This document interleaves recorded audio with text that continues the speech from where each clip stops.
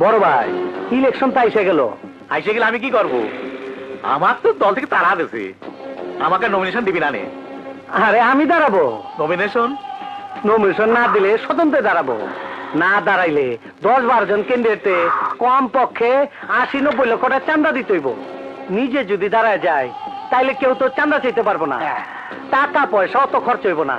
বাতিজা আছে, ভাই আছে।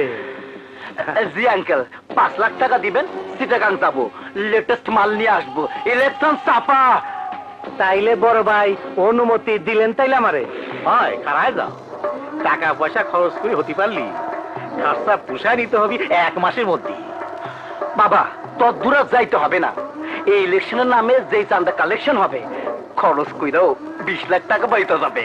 শোনো, এই হচ্ছে রাজকীয় ব্যবসা, আমি তো করতে পারলাম না, আমার তো সারা তারা দিল। ওই আসো কা। আমাকে একটু ভাগ দিও।